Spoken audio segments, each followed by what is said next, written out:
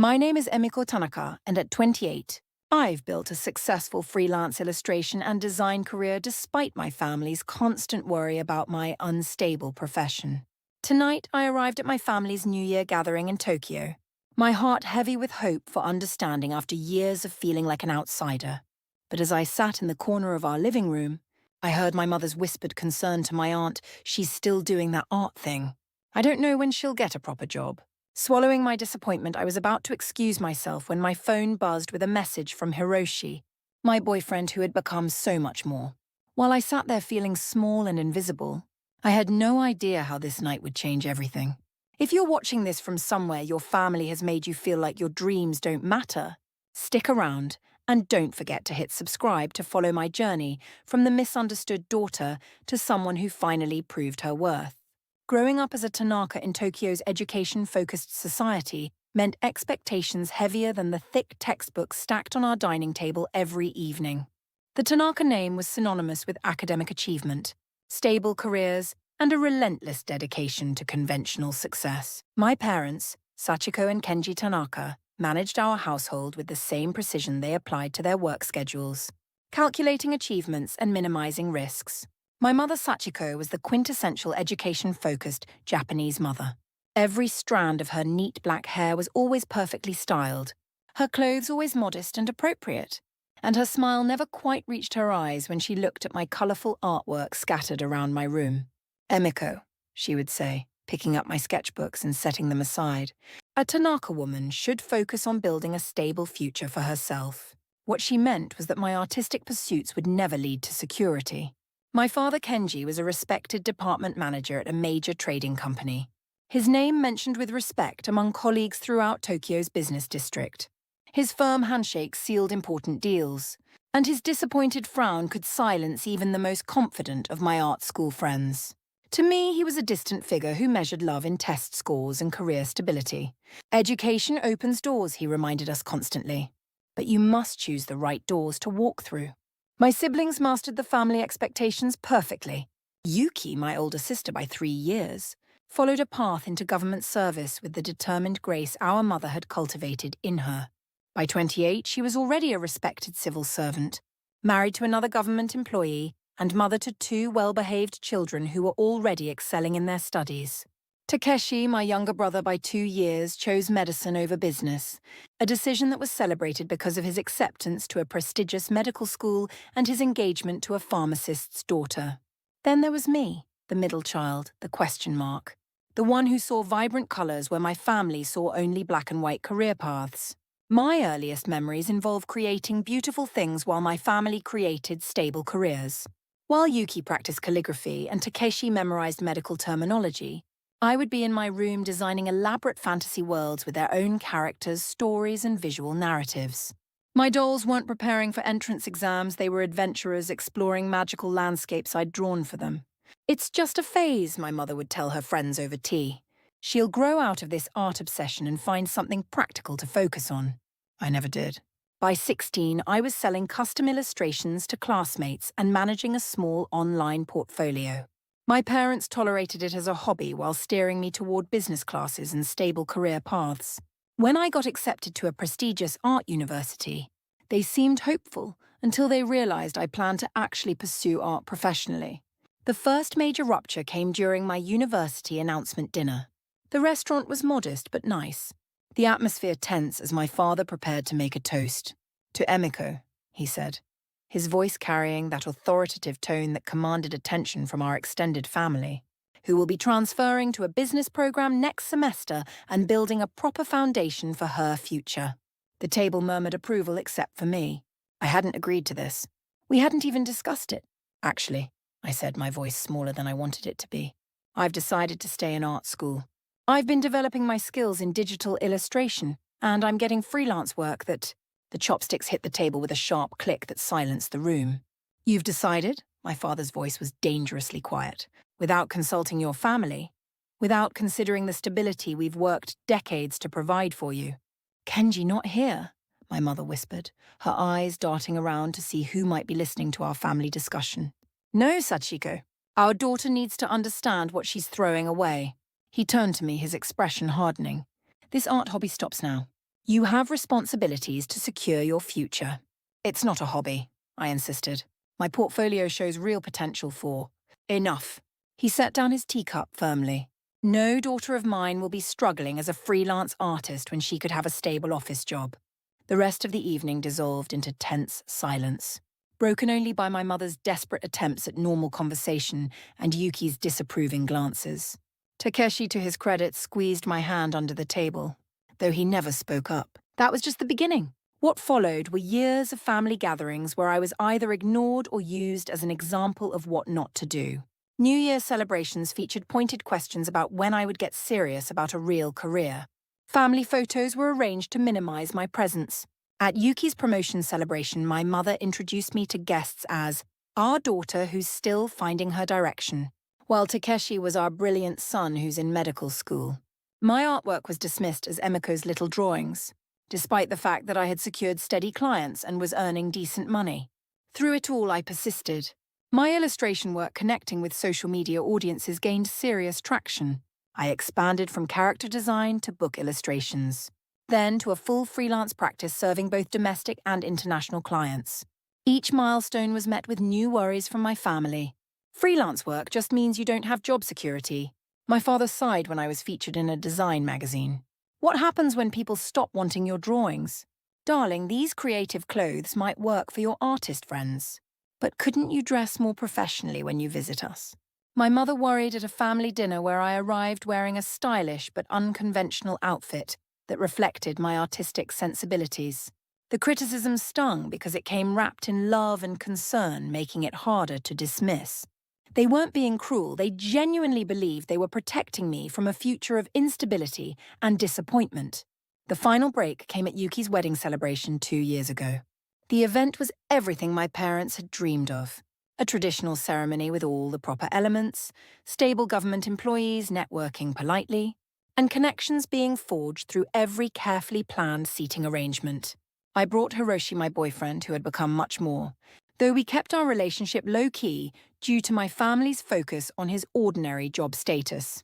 He was brilliant, kind, and completely supportive of my artistic dreams. 3 qualities that somehow made him seem unremarkable to my achievement-focused family.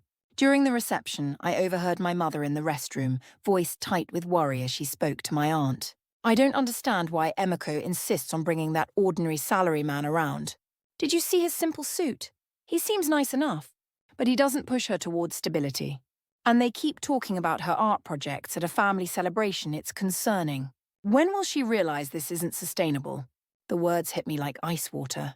Not just the dismissal of Hiroshi, who had been nothing but respectful and charming, but the assumption that our relationship was somehow holding me back from the life they wanted for me.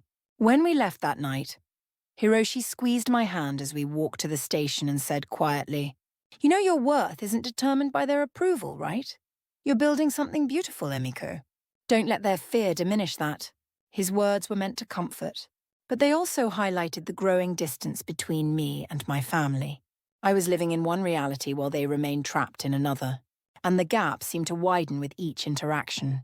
1 month later, when I landed a major contract with an international publisher for a series of children's book illustrations, I called my parents to share the news, hoping this tangible success might finally help them understand. My father answered, his voice already weary before I'd even spoken. "Emiko, perhaps it's best if you focus on your work for a while. Your choices are causing your mother stress. And frankly, we're tired of worrying about your future stability. Maybe some distance will help everyone." That was the last real heart-to-heart conversation we had. I wasn't cut off financially since I had been supporting myself for years, but emotionally, the distance grew into a chasm. New Year cards became brief and formal, birthday calls turned perfunctory. I existed in a parallel universe from the Tanaka family, watching through occasional social media glimpses as they continued their stable, predictable lives without the constant worry of their unstable middle child. What they didn't know was that in those 2 years of distance, everything changed in ways they couldn't have imagined. My art career didn't just stabilize, it flourished beyond my wildest dreams. The international publisher contract led to more opportunities, which led to gallery representation, which led to museum interest. Each success built on the previous one, creating a momentum that surprised even me. And Hiroshi became more than my boyfriend. He became my true partner in every sense. We had moved in together 6 months ago, sharing a small but bright apartment in Shibuya that doubled as my studio space. It was unconventional by my family's standards, but it felt like home in a way my childhood house never had. They didn't know about our living arrangements since my family would have seen cohabitation as another sign of my unconventional choices, another worry to add to their list. They also didn't know the full extent of what I had really achieved. But tonight that was about to change. Tonight's New Year gathering wasn't just another family obligation. It was an opportunity I'd been building toward for months, ever since receiving news that would validate everything I'd worked for. The timing felt perfect. This traditional moment when families reflected on the past year and looked toward the future with hope and intention. I stood in front of the mirror in our small apartment, smoothing the elegant navy dress I'd chosen after careful consideration. It was sophisticated yet understated, a piece that balanced my artistic style with family-appropriate modesty. The fabric was beautiful, subtle, designer quality but not flashy. My hair was styled neatly in a low chignon, small pearl earrings lending a classic touch that would appease my mother's sense of propriety. I looked professional, successful, ready to bridge the gap between my creative world and their traditional expectations. "You don't have to do this tonight," Hiroshi had said earlier, watching me prepare with the careful attention of someone who knew how much this meant to me. "Your family has made their position clear about your career. You don't owe them this revelation." "I know," I'd replied, running my fingers over the formal invitation that had arrived with my name carefully written in my mother's precise calligraphy. "But something feels ready now. I've spent so long trying to prove myself to them. Maybe it's time to try again, but this time on my terms with something they can't dismiss or minimize." Hiroshi had nodded, understanding the weight of family expectations in a way that only someone who'd grown up in similar circumstances could.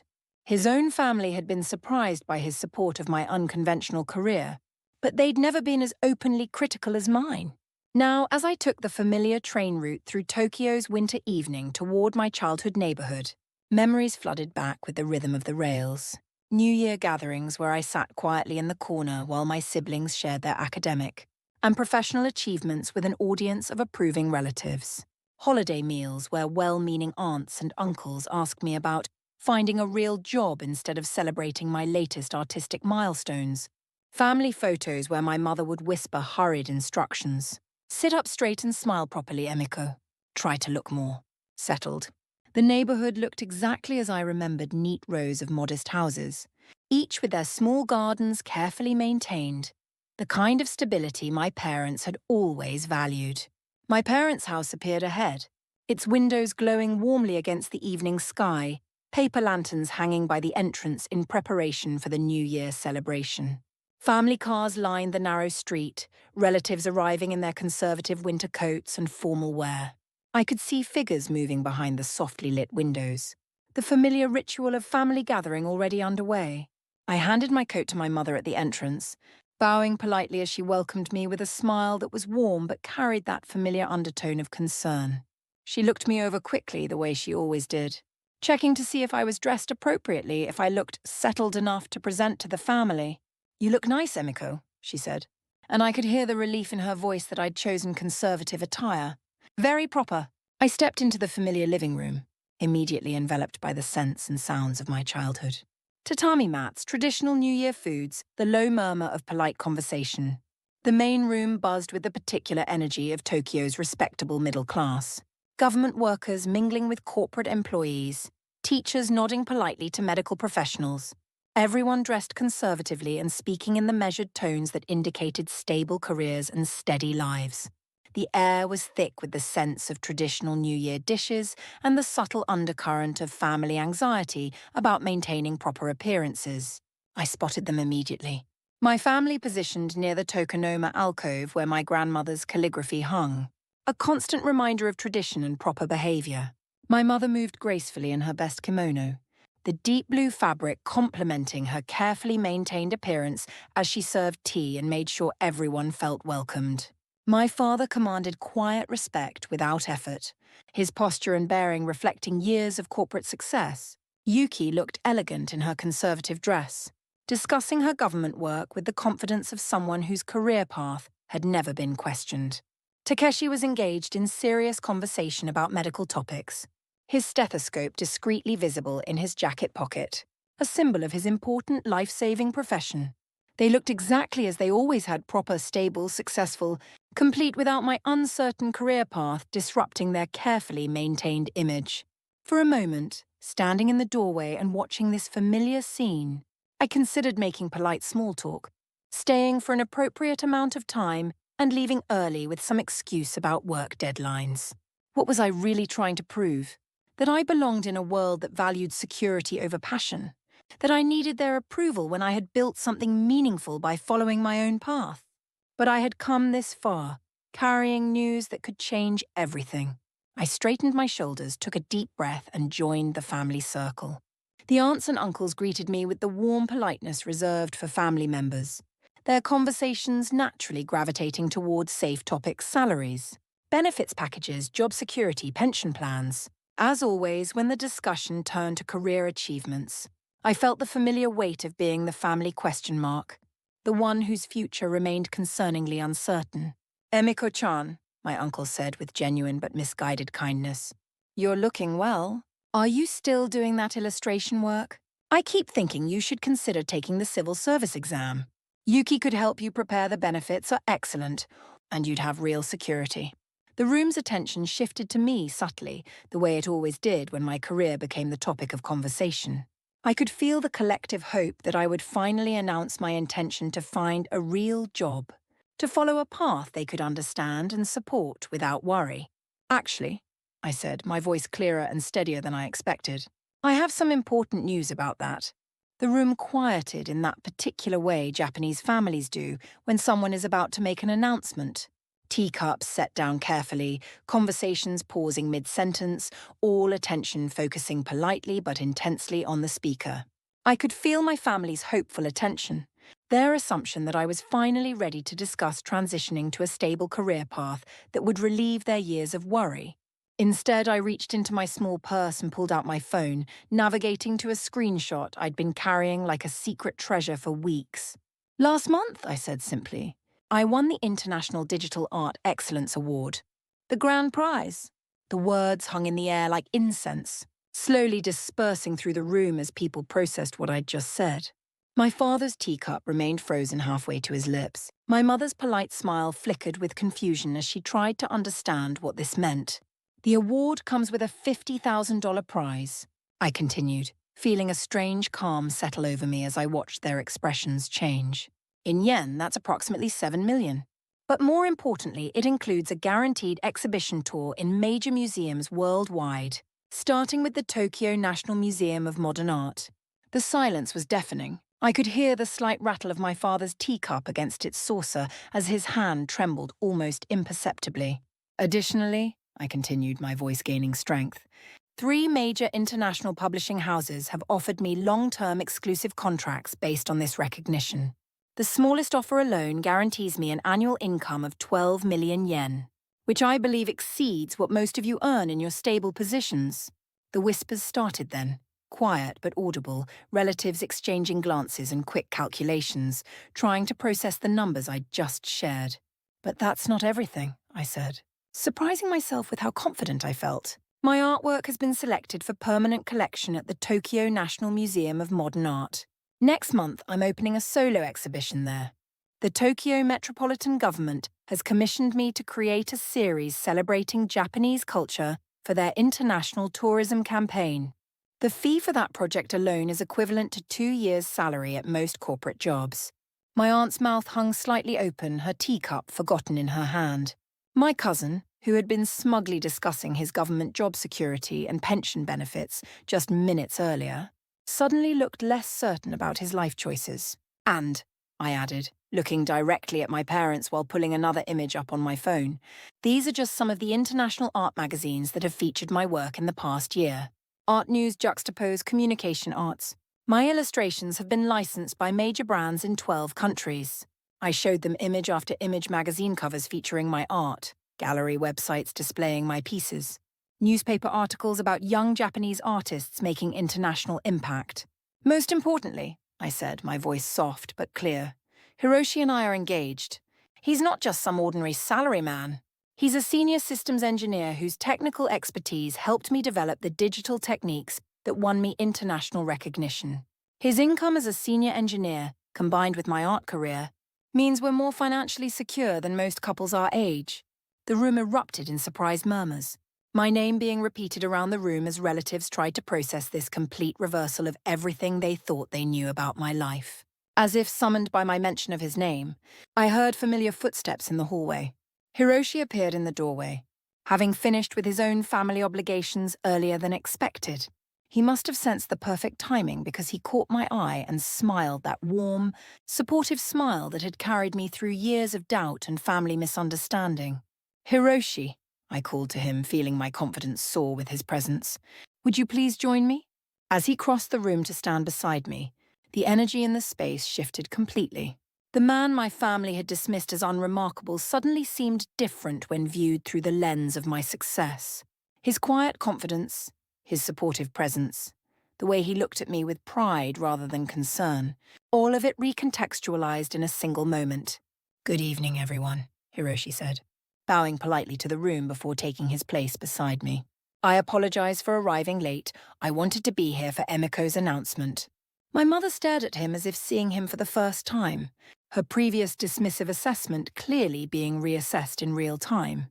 "For those who don't know me well," Hiroshi continued, his voice warm and professional, "I'm Hiroshi Yamada, Emiko's fiancé. I've had the privilege of watching her build something extraordinary over the past 3 years. Her talent isn't just impressive from a personal standpoint. It's internationally recognized by experts in her field." He pulled out his own phone, showing additional images I hadn't shared. "These are some of the articles about Emiko's work that have appeared in international publications over the past year. This piece is from Art News America, this is from Juxtapose magazine, and this feature is from a major Tokyo gallery profile about rising stars in digital art." My mother reached for his phone with hands that shook slightly, scrolling through image after image of my artwork alongside professional write-ups that used words like innovative, masterful, groundbreaking, and revolutionary. Emiko's annual income from her art now exceeds mine as a senior systems engineer at a major tech company. Hiroshi continued matter-of-factly. But more importantly, she's doing work that matters, work that's reaching people all over the world. Work that's preserving and celebrating Japanese artistic traditions while pushing boundaries into completely new territories. He turned to address my parents directly, his tone respectful but unwavering. "Mr. and Mrs. Tanaka, your daughter has built something remarkable.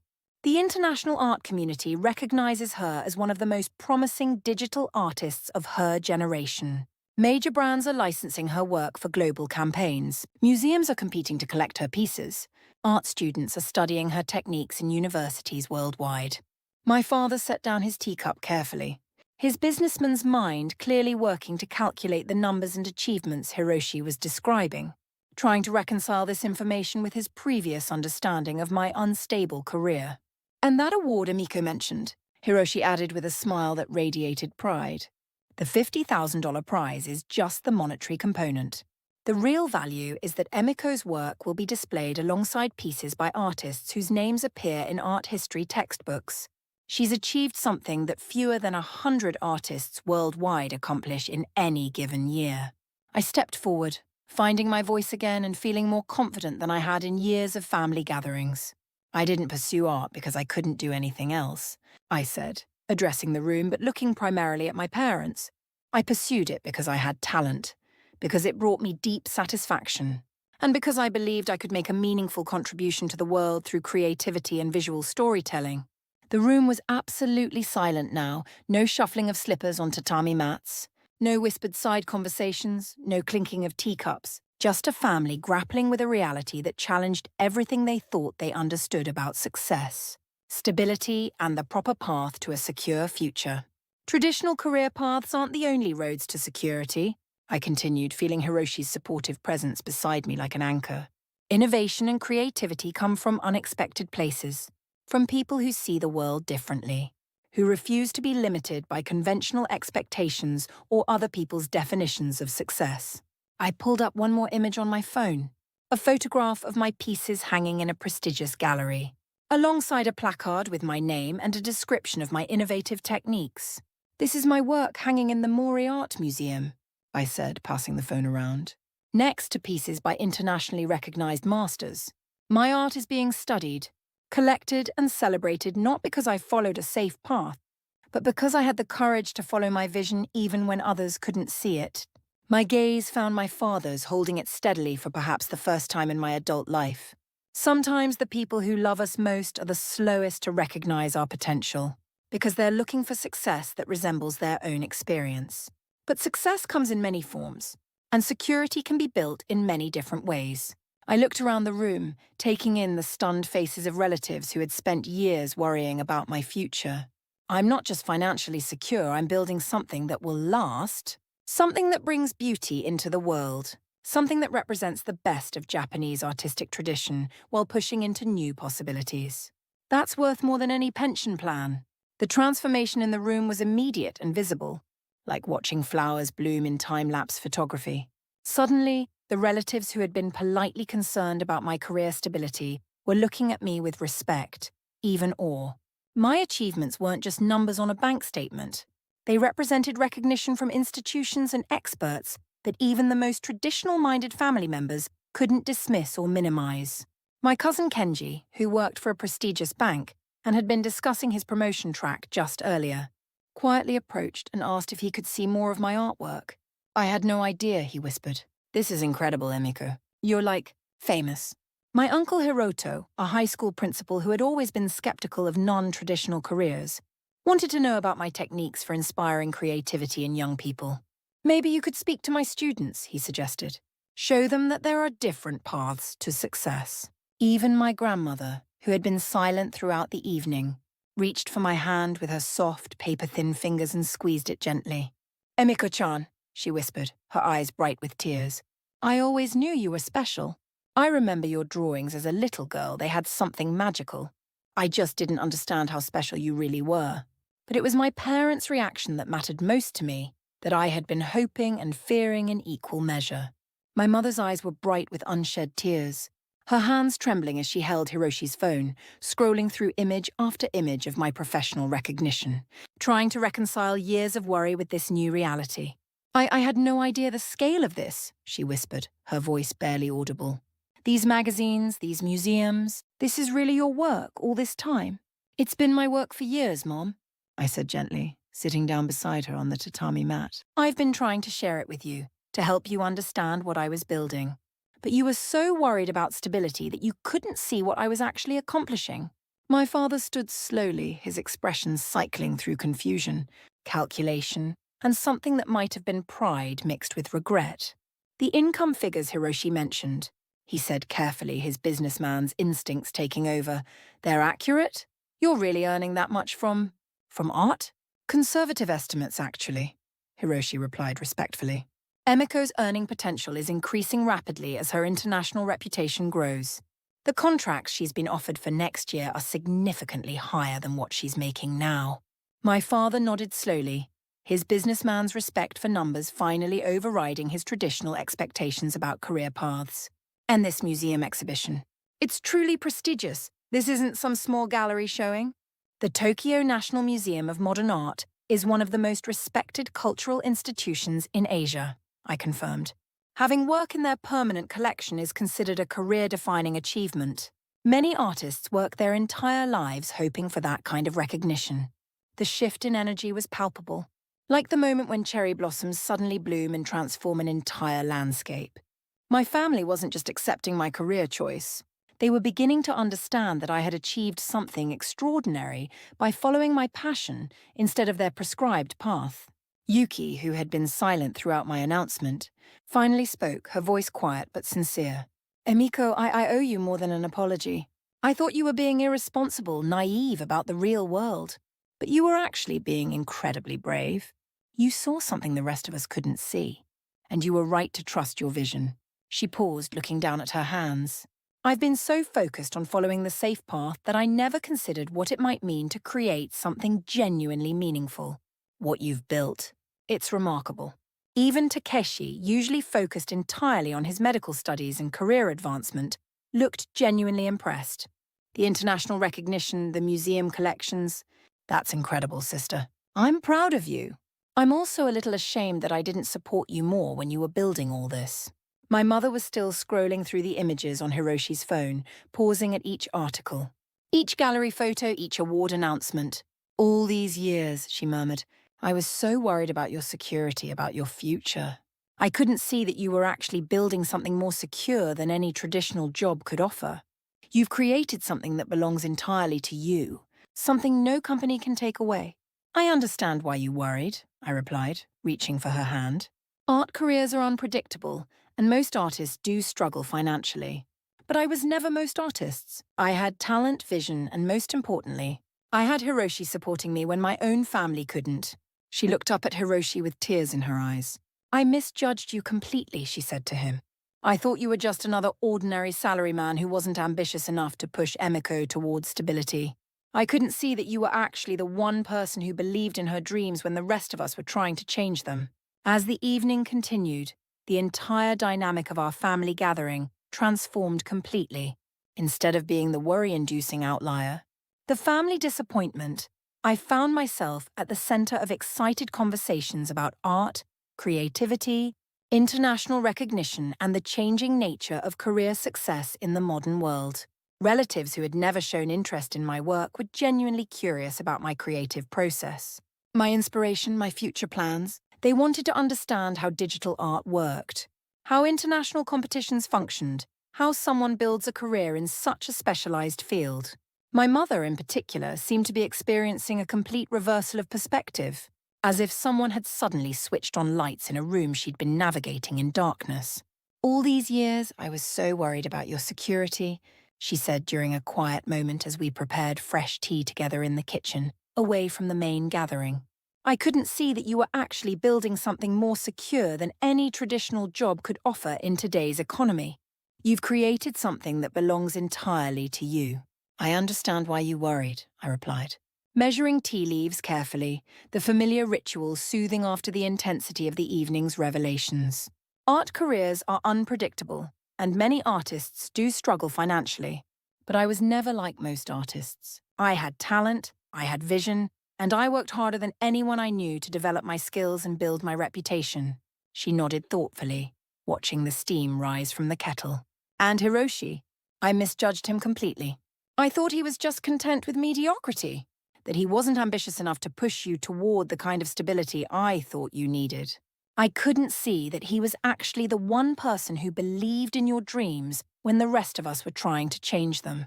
He saw my potential when I couldn't even see it myself sometimes, I admitted, thinking about all the late nights when Hiroshi had encouraged me to submit to competitions I thought were beyond my reach, to apply for opportunities I thought I wasn't ready for. He helped me believe that success could look different than what our families expected. When we returned to the main room with fresh tea, I found my father in deep conversation with Hiroshi about the business aspects of my career licensing deals, international markets, digital distribution platforms, the economics of the modern art world. For the first time, he was engaging with my work as a legitimate business rather than a concerning hobby. You've built something genuinely impressive, he said to me directly when he noticed me listening. The revenue streams, the international recognition, the long-term sustainability. I apologize for not understanding the scope of what you were creating. The acknowledgement meant more than I had expected. This wasn't just acceptance, it was respect from a man whose approval I had craved my entire life. As the evening wound down and relatives began to leave, they each stopped to congratulate me, to ask for my business card, to express genuine interest in following my career development. Some wanted to know if I could create custom pieces for them. Others asked about art investment opportunities or whether I might consider teaching workshops. The shift was so complete it felt almost surreal. After years of being the family disappointment, the source of worry and concern, I was suddenly the family success story, the one who had taken the biggest risks and achieved the most remarkable results. But the most meaningful moment came when my parents asked Hiroshi and me to stay after the others had gone, when the house was quiet, and we could talk as just family, without the performance of public celebration. The four of us sat in the now quiet living room. The detritus of our New Year celebration cleared away, just family facing each other honestly for the first time in years. The formal atmosphere had melted away, leaving space for real conversation. "Emiko," my father began, his voice softer than I'd heard it in a long time. "I owe you much more than an apology. I owe you acknowledgement that you were right to follow your instincts when we couldn't understand them. We spent so much energy trying to protect you from what we saw as instability," my mother added, her voice thick with emotion, "that we failed to recognize you were building something extraordinary. We were so focused on our fears about your future that we missed your actual achievements in the present." I felt tears threatening, not from hurt this time, but from relief so profound it was almost overwhelming. "I never needed you to understand my art," I said quietly. "I just needed you to trust that I understood it. I needed you to believe that I was capable of making good decisions about my own life, even when those decisions didn't match your expectations. We do now," my father said firmly. "What you've accomplished, it's beyond anything we imagined possible when we were pushing you toward traditional careers. You've earned recognition that most people only dream of." Hiroshi reached for my hand, squeezing it gently. "Emiko's success isn't just about natural talent," he said. "It's about persistence, vision, and the courage to pursue something meaningful, even when the people closest to her couldn't understand it. Those are qualities that will serve her well regardless of how her career evolves in the future." My mother looked at both of us thoughtfully, and I could see her reassessing not just my career, but our entire relationship. "When are you planning to marry?" she asked suddenly.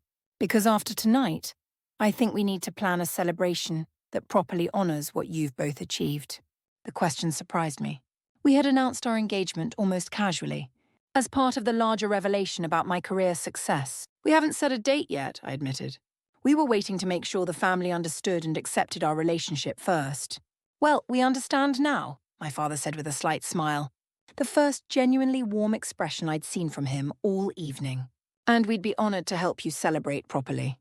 A wedding that reflects the successful, accomplished people you've become." The conversation continued for another hour, covering everything from wedding plans to career goals to the grandchildren my mother was suddenly eager to discuss. But what struck me most was how natural it felt, this conversation between adults who respected each other, rather than parents trying to control a disappointing child.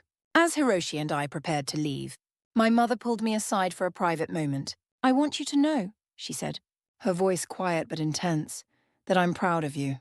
Not just for tonight's revelations, but for having the strength to pursue your dreams when we were putting so much pressure on you to give them up. That took courage I'm not sure I would have had at your age." "Thank you," I whispered, feeling years of tension finally beginning to dissolve.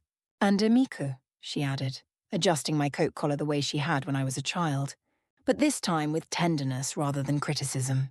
"I want to learn about your art, really learn, not just smile politely. Will you teach me?"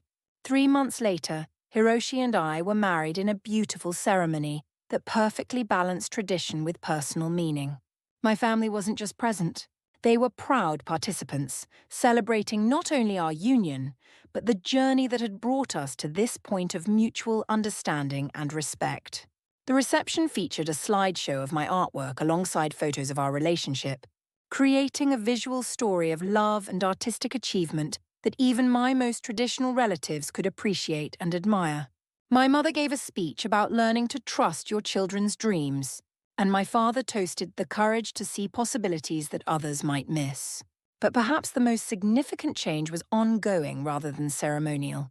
Our family dinners became spaces where my artistic projects were discussed with the same interest, and respect that had always been shown for Yuki's government work and Takeshi's medical studies.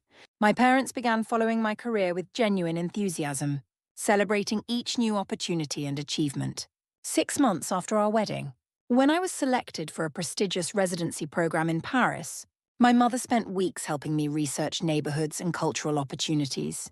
My father connected me with business contacts who could help me navigate international tax implications and establish professional relationships in Europe. "We're proud of you," became a phrase I heard regularly. Not just about specific achievements, but about the path I'd chosen and the way I'd stayed true to it despite years of family pressure to change course. My mother began taking art classes herself, discovering a creative side she'd suppressed for decades in favor of practical concerns. She would send me photos of her watercolor attempts, asking for feedback and advice with the enthusiasm of a new student. My father started collecting art for the first time, beginning with pieces by my artist friends and gradually expanding his understanding of contemporary art markets. He approached it with the same analytical mind he brought to business, but with a new appreciation for the emotional and cultural value of creative work. A year after that transformative New Year gathering, I found myself back in my parents' living room for another family celebration, this time for my grandmother's 90th birthday. The room looked the same, but everything felt different. My latest work was displayed prominently on the walls, a series of pieces inspired by traditional Japanese motifs, but created using cutting-edge digital techniques. My family members brought friends specifically to see my art, introducing me with obvious pride as our daughter, the internationally recognized artist. During a quiet moment, my grandmother pulled me aside. "You know," she said in her soft, wavering voice, "I always knew you would do something special. Even when you were very small, drawing on everything you could reach, I could see something in your work that was different." "Why didn't you say anything?" I asked. "During all those years when everyone was worried about my choices?" She smiled, her eyes twinkling with mischief. "Because sometimes the most important lessons can only be learned through struggle. If your parents had supported your art from the beginning, you might have taken it for granted. This way, you learn to believe in yourself even when others couldn't see your vision. That's a strength you'll need throughout your career." Her words stayed with me as the evening continued, as I watched my family interact with my work and my husband with genuine warmth and respect. The little girl who had filled her room with colorful drawings had grown into a woman whose art was displayed in museums.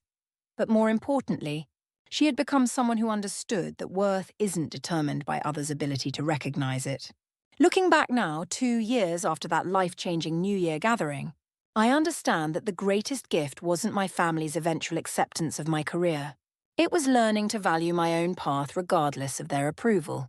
My art continues to grow and evolve, reaching new audiences and exploring new possibilities.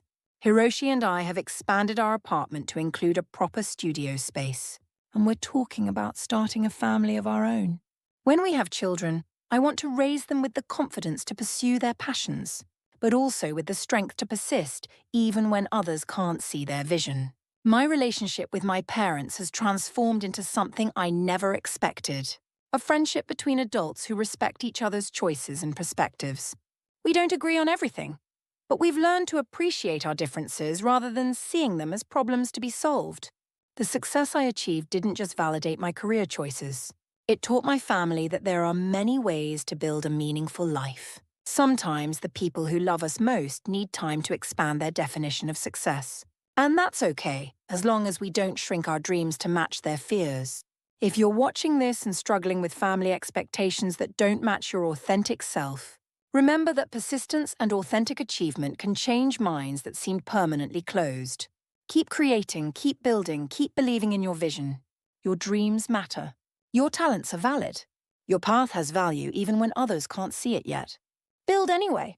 Create anyway. Love anyway. The world needs what you have to offer. And sometimes the greatest gift you can give your family is the example of someone who succeeded by being truly themselves.